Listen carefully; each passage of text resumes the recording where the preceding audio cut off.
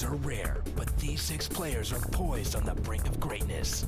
With nearly $750,000 on the line and one big question: who will be the next poker legend?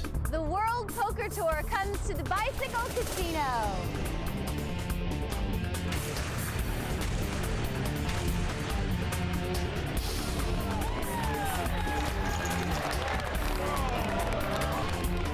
Poker Tour is a series of international poker tournaments featuring some of the biggest games and the largest payouts on the planet. Last week, professional backgammon player Gus Hansen took home over $500,000 after battling it out with the likes of poker pro John Hennigan, the young all-star John Uwanda, and poker great Scotty Wynn. This week, we're at the Bicycle Casino for the Legends of Poker. 134 players started the tournament, and one will walk away with $250,000. Today's winner will also get an entry into the WPT Championship to face off against the other 11 title holders for millions in prize money.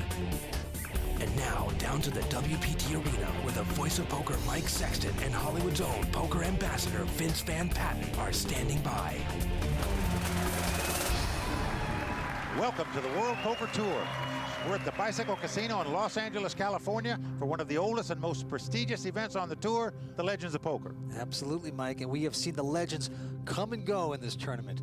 You know, they played yesterday all night long till 5 o'clock in the morning. World champions like Phil Hellmuth, TJ Cloutier, Scotty Wayne, great players, all knocked out to relatively unknowns. Well, 134 players put up $5,000 of their own money to win this prestigious title and to get that guaranteed seat in the World Poker Tour Championship event at Bellagio, which could be worth millions of dollars. Absolutely. Now, on the World Poker Tour, we play a little game called No Limit Hold'em. You get 2 cards in your hand, and there'll be 5 spread out in the middle. Whoever has the best 5 of those 7 wins. And as you said, the game is No Limit Hold'em. That means you can lose all your chips in one hand. Yeah, this is the stuff that legends are made of. So we're in Los Angeles. Let's get to the action. Okay, dealers and players, it's going to be a $500 ante. The blinds are 2 and 4,000. Go ahead, shuffle up and deal. Now, a No Limit Hold'em, chips are power. The more chips you have, the more flexibility you have in strategy. So, Mike, why don't you give us a rundown on the chip standings? Our co-chip leaders are Chris Karagian and Mark Safe. Now, Mark Safe is the attorney, the only non-professional poker player at the table, but he's a fun player to watch, and it'll be exciting to see how he does today. Chris Karagian was born and raised in Lebanon. Chris began gambling at the age of 10. He would count today's win as his biggest cash out ever. In third place, we have Kathy Liebert, who has $141,000 in chips. This professional player earlier this year became the first woman ever to win $1 million in a single tournament. Behind Kathy in fourth position is Han Lee. He's starting with $103,000. Han Lee. He is nicknamed the Kamikaze Kid. Han Lee's aggressive style has earned him the grudging respect of his peers. In fifth place is Can Hua, who's starting with $66,000. This man learned the game only 6 years ago. Can Kim Hua and Han Lee, by the way, are best friends. And our short stack on $47,500 is professional player Stan Goldstein. Goldstein learned to play poker in high school and has been playing professionally for the last 23 years. His take last year from the Legends of Poker was over $83,000, which included 2 wins in 7-card stud high-low tournaments. They call this tournament the Legends of Poker. 6 players are poised to become the next legend. This is really exciting, Vince, to get to see these players' cards, because the viewers are going to get a nice insight on what these players are actually thinking. And here we go, the first hand of the finals of the Legend of Poker. Mark Safe folds.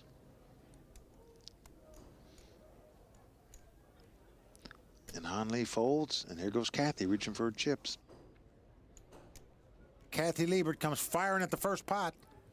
Her hand not being that strong either, with just King 8, playing very aggressive. Chris folds on the button.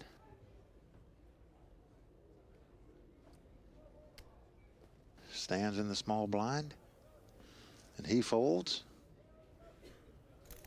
And Can folds, and Kathy Liebert has picked up the first pot. And she's got a little pep in her step here right now. Look at her. Look at that. She just picked up 9,000 by raising and winning the first pot.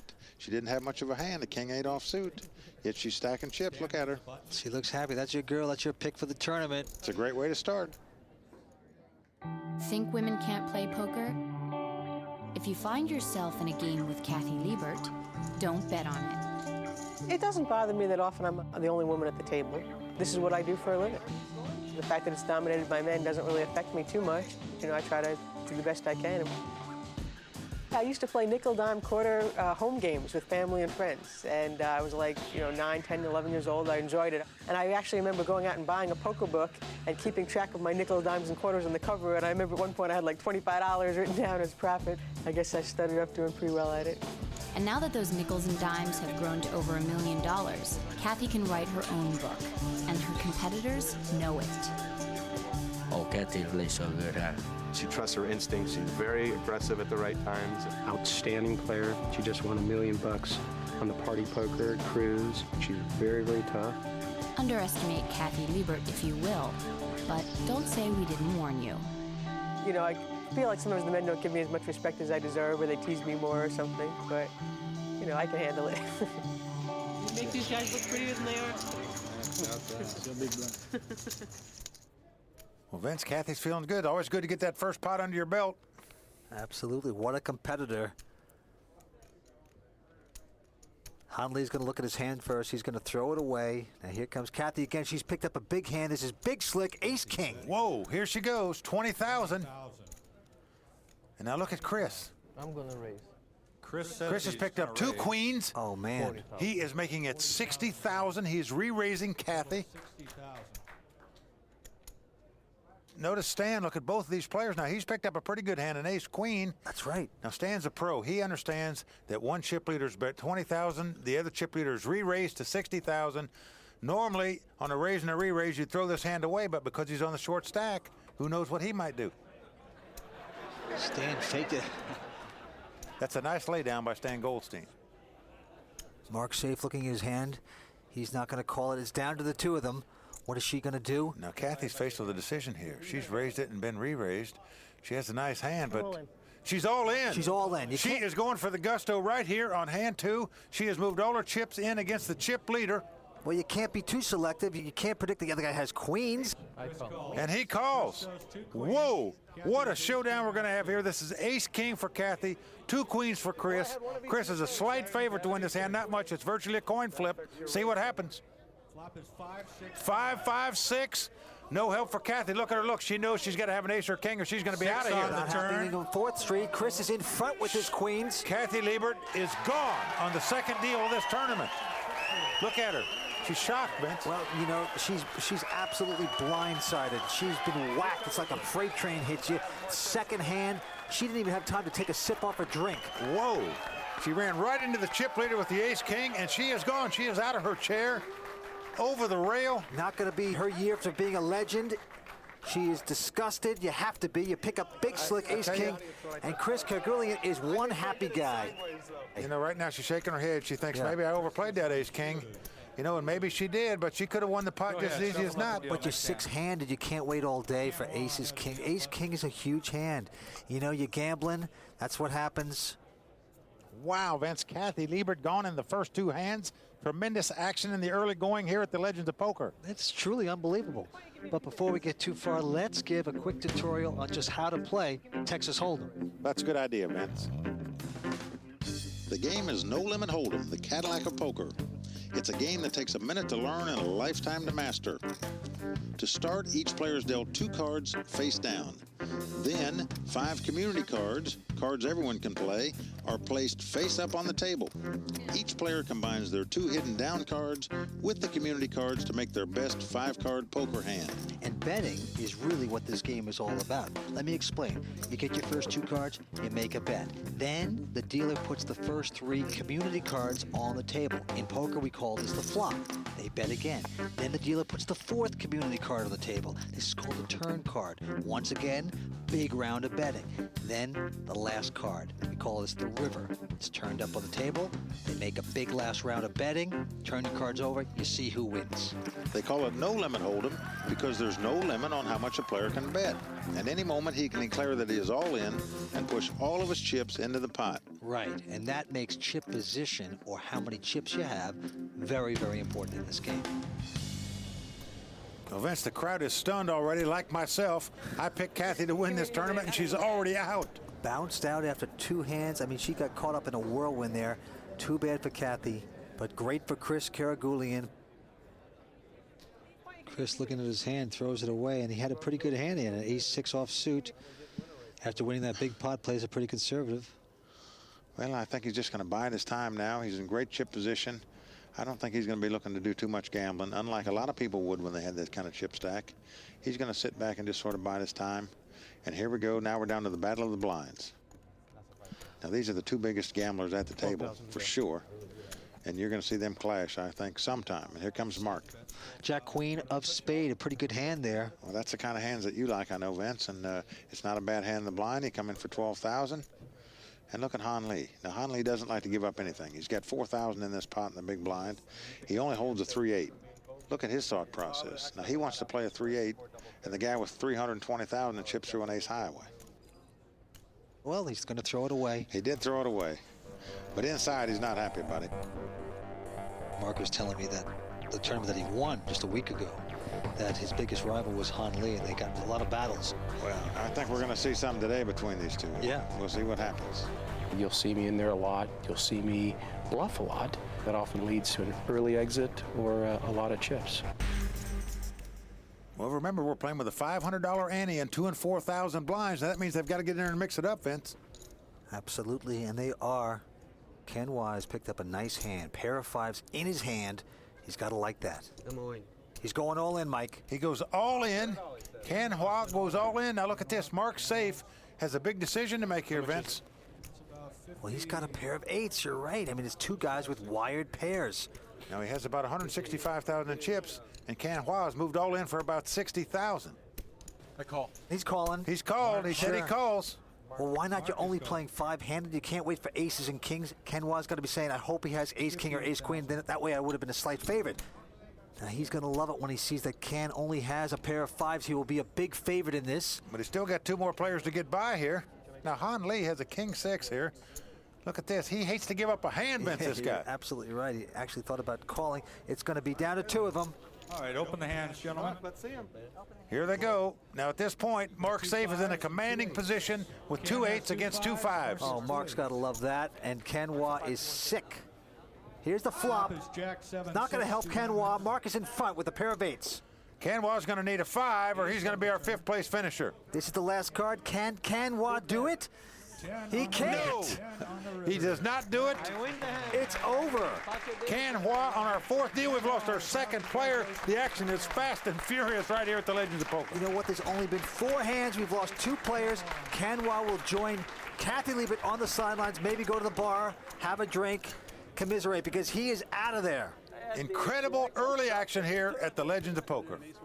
Ken Hua over on the side, wishing he could just disappear. Went all in with the pair of 5s. Do you like his play, Mike? Well, you know, I don't really fault the play. When you're on a short stack, you got to make a move with something, but you want to do it where you still got some chips to put your opponent to the test. So just an unfortunate thing that both had wired pairs. Just unfortunate, and he had to call with 2 8s. That's not so easy either. You got to give Mark credit for taking a gamble to call 2 8s there also. We are down to the last 4 at the Bicycle Casino in Los Angeles, California, and with the World Poker Tour. We'll be right back.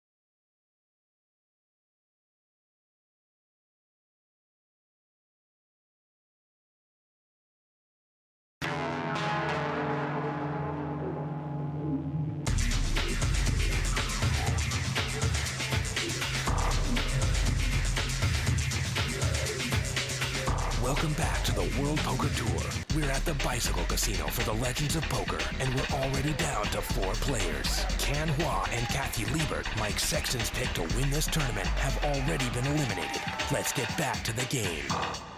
Here we go, down to our final 4. Han Lee will be the first to speak here. Action's been fast and furious so far. Well, we're playing no-limit poker, and you can bust out in one hand. You've seen it now twice here. Han folds and Chris folds. And Stan, who's on a short stack here. He doesn't have a whole lot of money, but he's got a hand. He's got ace-queen there, Mike. Look at Mark looking at him. I'm all in. He says, I'm all in. All in for the man with ace-queen. I call. He points, I call. He looks down at 2 tens. He quickly calls with his tens. He loves his tens. We have the race situation. This is ace-queen versus 2 tens. The tens are just a slight favorite to win. It's a virtual coin flip. Let's see if Stan Goldstein can get lucky and stay alive in this tournament. Now on the flop, the tens are still holding up. They're way out in front. Stan Goldstein has a problem here. He needs a miracle card. He's got to catch an ace or a queen or he's out. Oh! He's done it. Look at this. Oh, the pain of Mark Safe. Look at that. He's caught that miracle. Now he's crossing his fingers because he could still get outdrawn with a 10. It's true. And it's not going to be. Stan Goldstein is a safe cracker on that hand. He has doubled up. Now that's rough on Mark because Mark Safe won the other hand with a pair of 8s. It held up for him.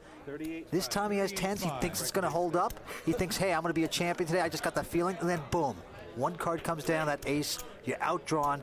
It's back to 9-5. That was a hand that just sort of played itself. They're both in the blinds. Stan absolutely has to move in on the short stack, and Mark absolutely has an obligated call with the 2 tens in the big blind. They both played correctly. It was a coin flip. Last time it went one way, this time it went the other way, and that's what's supposed to happen on a coin flip. I'm comfortable with the situation. The antes and the blinds are really high for the amount of chips I have, so I'm pretty much going to have to win the first hand I play. But if I can do that, if I can double up, I feel like I got as good a chance as anybody there. Okay, let's get back to the action. Now here's Chris, who hadn't played a pot since the first deal. And look at this, he's raising in first position with the 5-3 of diamonds. Now for a pretty conservative player, this is a bold play on his part. He's just getting tired of watching everybody else play and him sitting back. It's four-handed, and Han Lee has a king 10, not the worst hand. He's really studying it, thinking about it. Raising Han Lee's big blind is not normally a ticket to success, because usually he likes to defend, but he knows Chris is a conservative player. He raised in first position, which means you normally have a stronger hand, which is why I find it pretty unique that Chris is raised with 5-3 of diamonds. I sort of like this play. Well, this goes to show what a tough player Chris is. He's mixing up his game nicely with not the greatest hand, just kind of a semi-bluff. Let's see if it works. It's a total bluff. Han Lee's thinking about Look at Han Lee. See, he doesn't want to give this hand up. No, he doesn't, does he? But he knows it's a chip leader he'd be clashing with. Chris kind of twitching a little bit there. A little nervous. He doesn't want to be called here. Chris has brought it in for $24,000, so he's raised to $20,000. So it's going to cost Han Lee $20,000. Now, Han Lee only has $100,000. So to put 20% of your stack in with a king 10 offsuit when a guy raises in first position, it's not so easy. Now, the interesting thing about this is that this shows you that in tournament conditions, when you're down to 4 players, you can't wait for just aces or kings. You got to play with just about anything. And that's what makes a great player, knowing that. And he's going to throw the hand away and let Chris take it. Now, had he moved over the top of Chris there for all his money, Chris would have thrown the 5-3 away, and Han Lee would have won the pot. Right, lots of psychology here we're watching. But what happens is many, many times, the first guy to bet the pot, the first guy to raise the